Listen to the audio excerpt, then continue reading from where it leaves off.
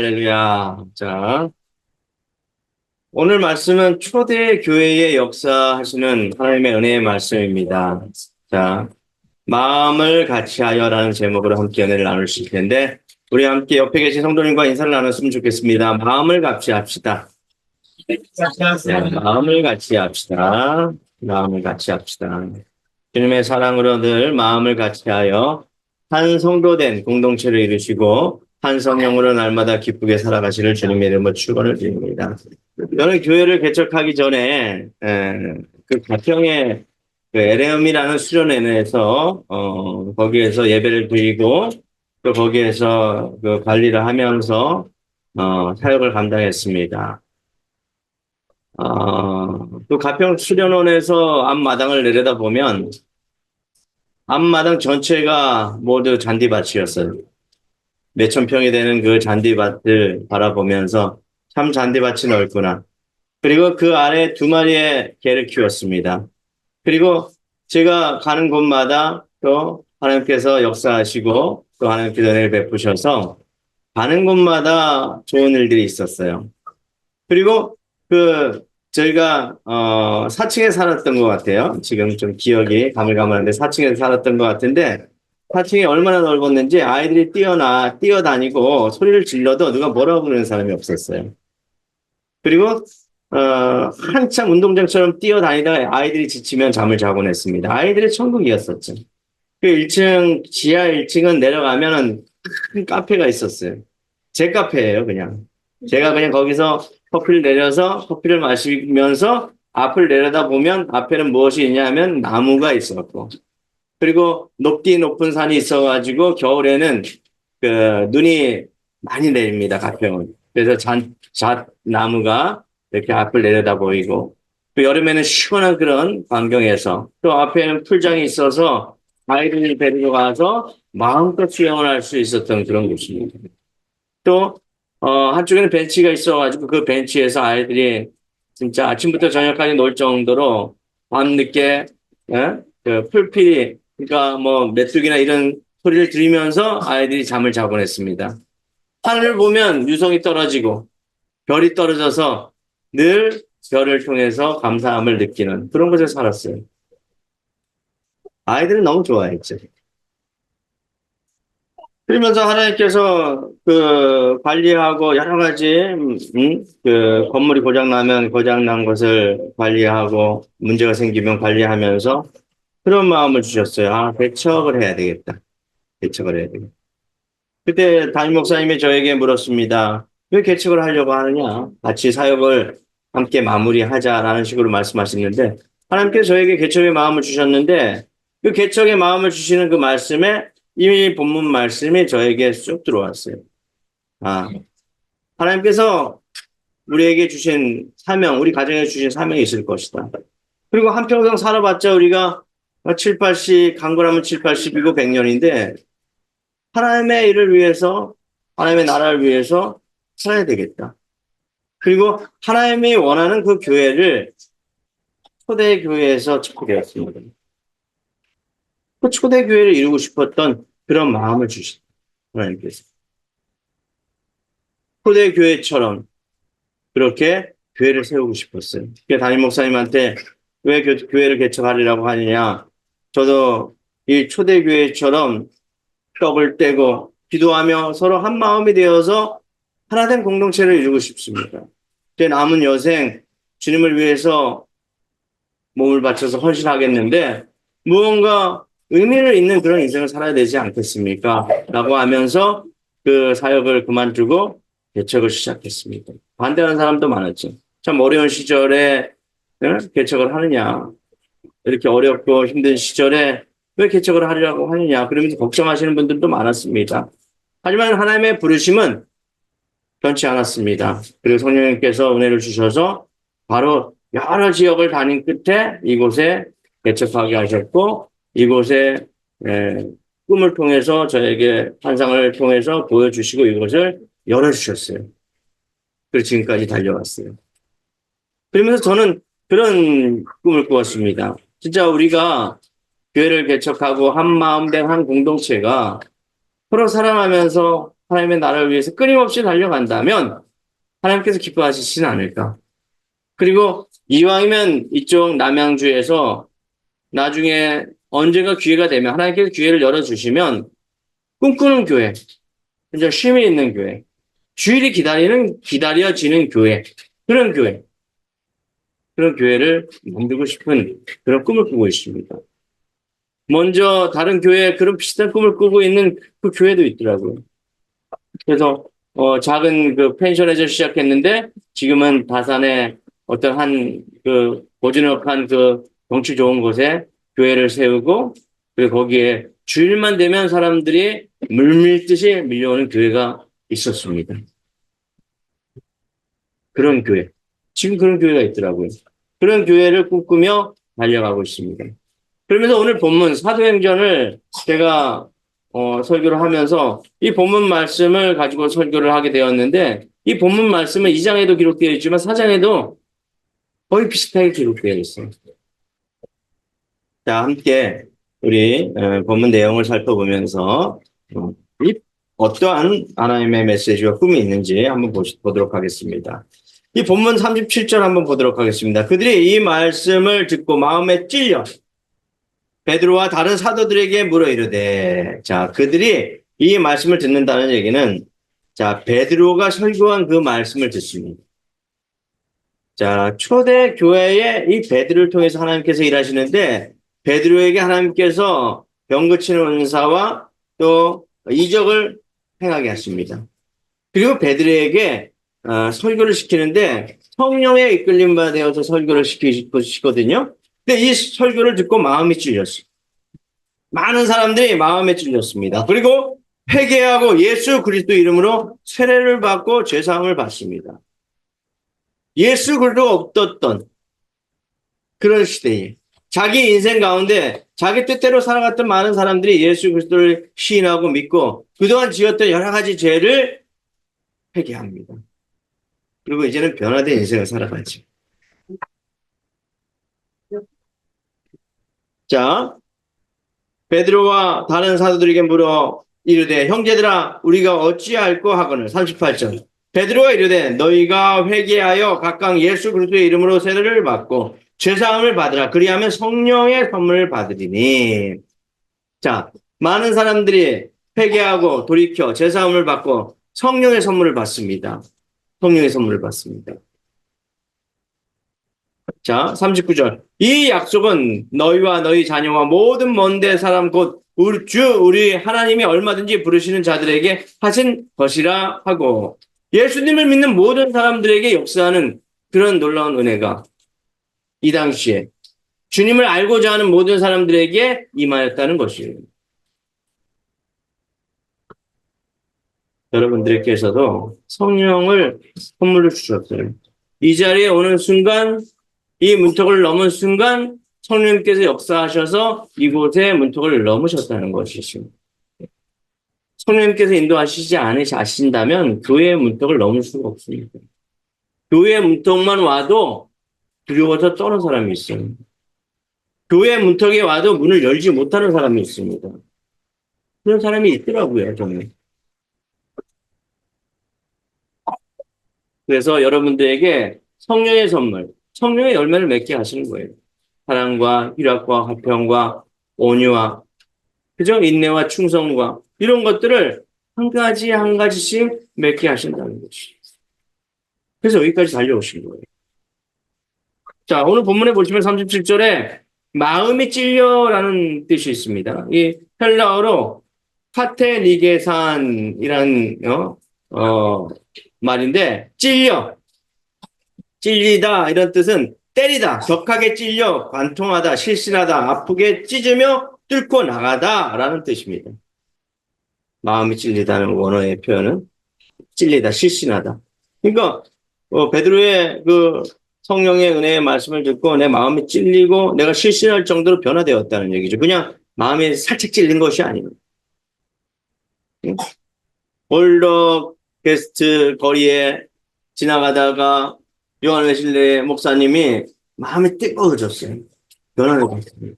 로마서 강의를 듣다가 변화를 받고 마음이 뜨거워져서 영국 사회를 변화시키셨어요. 자, 마음이 찔렸습니다. 마음을 꿰뚫었습니다. 누구의 말씀을 듣고요? 베드로의 설교 말씀을 듣고. 하나님의 말씀이죠, 그죠? 이 말씀은 누구의 얘기도 아니고 하나님의 말씀입니다. 그래서 38절의 회개, 메타오니아, 이것은 마음의 변화와 죄를 고백한다는 뜻이에요. 애통함으로 죄를 용서해 주기를 간구하며 세상을 향하던 마음을 바꾸어 주께로 향한다는 그러한 뜻입니다. 내가 세상을 향해서 달려가고 있는 생각이 이제 주님을 향해서 달려간다는 것이죠. 이게 회개예요. 회개. 39절, 40절, 41절 쭉 보시면 이 베드로가 전한 그 말씀을 통해서 세례를 받고 신도가 그 자리에서 3천이나 더하더라. 3천명이 넘는 그런 성도가 생겼다는 것이에요. 예당교회가 그런 교회가 되기를 주님의 이름으로 축원합니다. 성령으로 바뀌고 성령의 은혜로 날마다 주님 앞에 나간다면 3천명이 아니라 수없이 많은 사람들이 그 자리에 모일 거예요. 날마다 성령의 역사로 기적과 같은 병고침의 역사가 일어나고 인생이 변화되고 죽었던 사람들이 영적으로 죽었던 사람들이 살아나고 변화되는 그런 역사가 우리 예당교회를 통해서 일어나기를 원합니다. 자, 그렇다면 초대교회의 구원을 받은 자들은 어떻게 신앙생활을 했을까요? 어떻게? 오늘 본문을 통해서 우리도 이렇게 신앙생활을 했으면 좋겠다라는 믿음의 고백을 했으면 좋겠습니다. 함께 이 본문 말씀을 통해서 은혜를 나누었으면 좋겠습니다. 첫 번째, 사도의 가르침을 받았습니다. 따라해 보시기 바랍니다. 사도의 가르침을 받읍시다. 사도의 가르침을 받읍시다. 자, 42절이에요. 그들이 사도의 가르침을 받아. 누구의 가르침을 받았습니까? 사도는 누굽니까? 베드로예요. 베드로 사도. 그죠? 교회라고 얘기하면은 목사님이 되겠죠. 그죠? 말씀을 열심히 연구하고 말씀을 전하고 가르치는. 그죠? 자, 사도의 가르침을 받아 서로 교제하고 떡을 떼며 오로지 기도하기를 힘쓰니라. 구원받은 자들은 사도의 가르침을 받아야 합니다. 이 사도의 가르침은 무엇이냐 하면 성경 말씀에 있다는 것이죠. 목사님이 성경 말씀을 가르치지 세상적인 이야기를 가르치겠습니까? 그죠? 하나님의 말씀을 어떻게 하면 조리 있게, 여러분들이 어떻게 하면 잘 씹어 먹을 수 있도록 연구하고 밤새 생각하고 묵상하면서 그 말씀을 전하는 거예요. 그러면 사도의 가르침을 받아야 되겠죠. 그죠? 목사님의 가르침을 받아야 되겠죠. 그죠? 자, 먼저 그들은 사도의 가르침을 받았습니다. 성경에 나와 있는 하나님의 말씀을 따랐다는 것이죠. 초대 교회는 바로 말씀에 집중했다는 것이죠. 할렐루야? 결국 말씀이에요. 말씀에 초점을 맞춰야 돼요. 그래서 말씀을 읽어야 된다는 것이죠. 말씀을 읽지 않고는 하나님의 마음을 알 수가 없어요. 물론 기도하여서 하나님의 뜻을 구할 수는 있겠지만 하나님의 말씀은 분명합니다. 하나님의 말씀은 살아있습니다. 활력이 있습니다. 생동력이 있어요. 자유의 날선 검처럼 우리의 마음과 생각을 쪼개기까지 한다고 말씀하셨습니다. 이게 말씀이에요. 그러면서 사도의 가르침을 받아야 되는데 사도의 가르침을 받지 않는 사람들이 있어요. 교회를 다녀도 하나님의 말씀, 사도의 가르침을 받지 않고 그러면서 내 생각대로 신앙생활을 하면서 왜 이렇게 되지요? 왜 문제가 생기지요? 이렇게 물어보는 사람들이 있습니다. 그렇게 하시면 안 돼요. 자, 자기가 원하는 대로 자기가 기도하고 그 방향대로 달려가면서 하나님이 있는 듯 없는 듯 그렇게 살아가면서 자기가 당하는 여러 가지 뭐 불행이나 또 여러 가지 실수라든가 어려움을 당하는 경우가 있거든요, 보면. 있어요. 그죠? 그런 사람들이 있어요. 그러면서 사도를 원망하는 사람도 있고 교회를 원망하는 사람들이 있어요. 비난하고.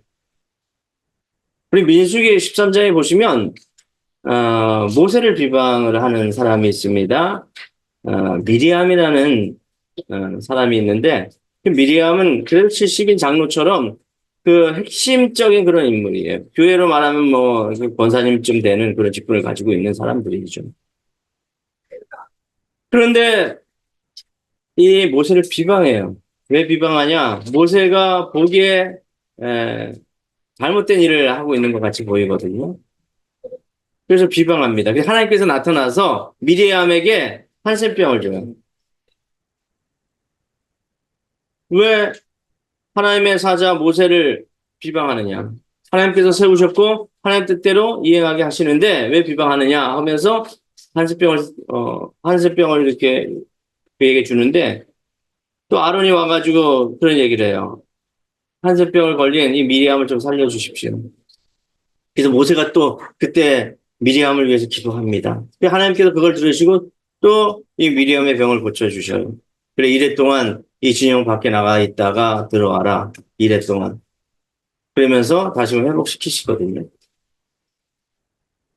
그러니까 내가 기도하여 하나님의 뜻에 어긋나게 간다면 하나님께 그 방향을 고치기 위해서 시련과 어려움을 준다면 그건 감사한 일이죠.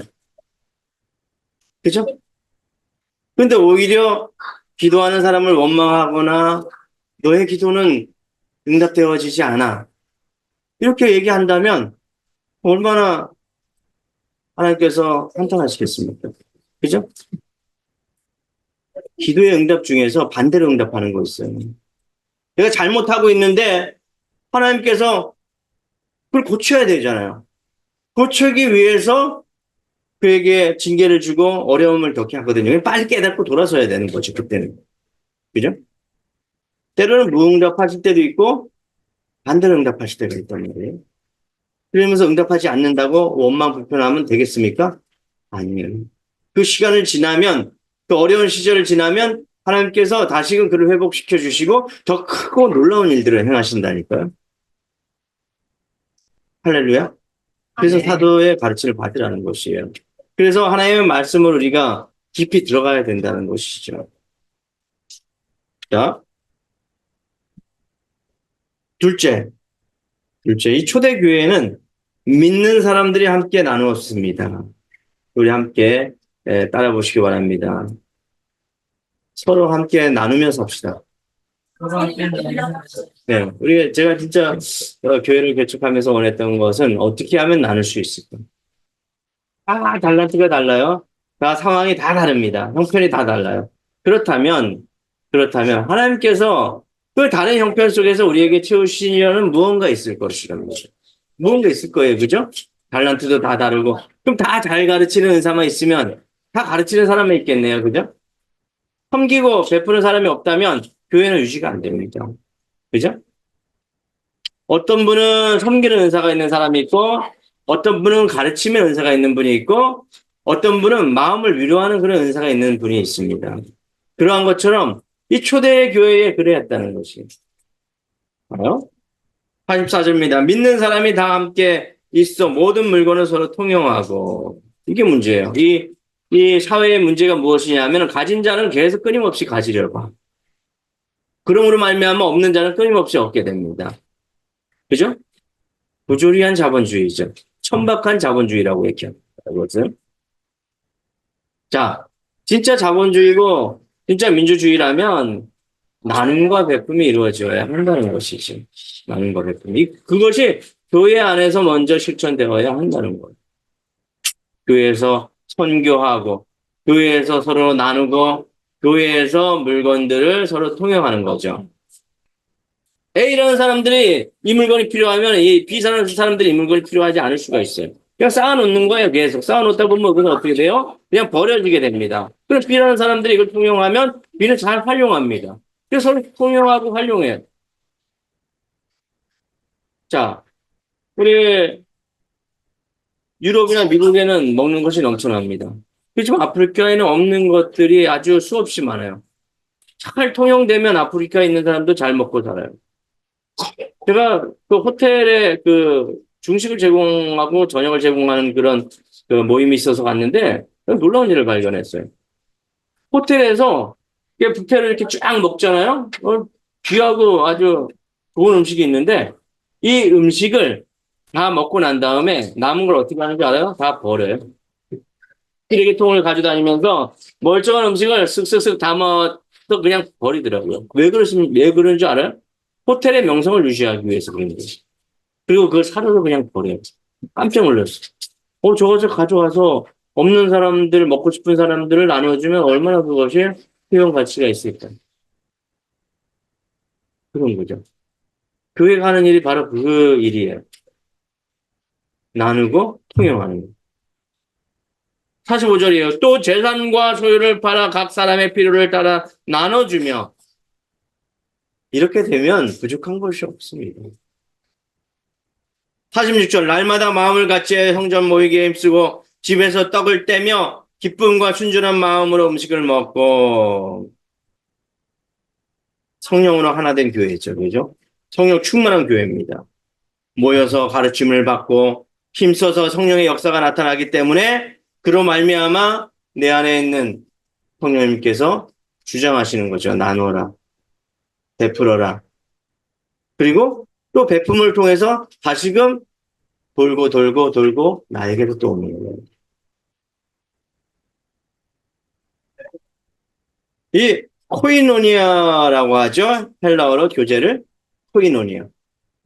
이 코이노니아는 단순한 인간관계를 말하는 것이 아니라 마음을 나누고 삶을 함께하는 거예요.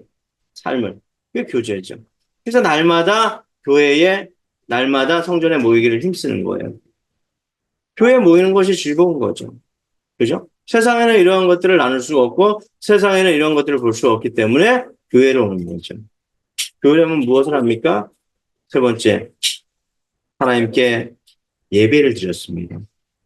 자, 따라해 보시기 바랍니다. 하나님께 예배를 드립시다. 하나님께 예배를 드립시다. 네, 초대교회는 하나님께 예배를 드렸단 말이에요. 이 초대교회는 핍박받는 교회예요. 성령이 충만했지만 핍박이 있었습니다. 핍박이. 조금만 나가면 유대인들이 핍박했어요. 예수님을 잡아들이고 공회에서 그리고 십자가에 처형시킨 그 유대인들이 예수님을 믿는 사람들을 핍박했지만 참 진리이신 예수님을 따르는 제자들은 어떻게 했습니까? 모여서 떡을 떼고 나누고 그 안에서 순전한 마음으로 서로 사랑했단 말이죠. 그리고 예배를 드렸다는 것이죠. 47절이에요. 하나님을 찬미하며 하나님을 찬양하며 주님께 영광 돌리며 또 온 백성에게 칭송을 받으니 예수 그리스도가 또 하나님의 칭송을 받았습니다. 주께서 구원받는 사람의 그 인원이 그 날마다 더하게 하시오니. 그렇죠. 예배가 있어야 됩니다. 기도해야 됩니다.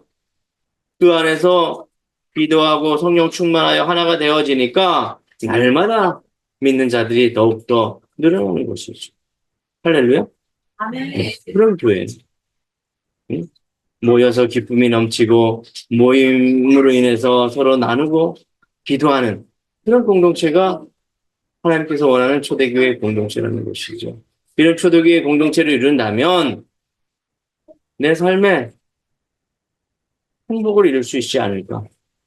내 인생 가운데 교회를 통해서 행복을 이룰 수 있지 않을까 생각되어집니다.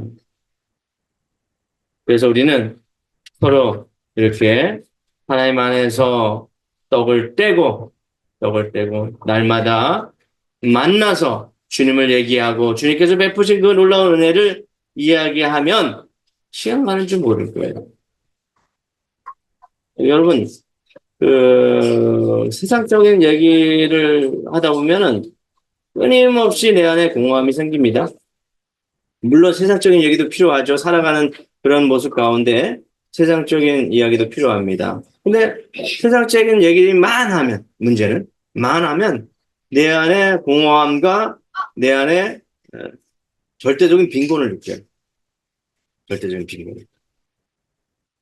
그 안에 채울 수 없는 것, 그 빈곤 안에 채울 수 없는 곳을 예수 그리스도로 채운다면, 그 은혜로 채운다면 우리 안에는 늘 기쁨으로 살아갈 수 있다는 거죠. 네. 날마다 천국을 맛볼 수 있기 때문에, 날마다 예수님과 그 길을 걸어갈 수 있기 때문에 내 안에 평안이 있다는 것이죠. 어떤 목사님이 교통사고가 났어요. 차가 이렇게 굴러가요. 절벽으로 흘러가는데 그 순간 내 안에 평안함이 자리 잡더라는 거예요. 내가 이렇게 죽어도 천국에 갈 것이다. 근데 그 순간 하나님께서 역사하셔서 머리끝도 털끝 하나 상하지 않도록 하나님께서 그렇게 구하셔가지고 집회에 참석할 수 있었다라고 믿음의 고백을 하는 것을 들었습니다.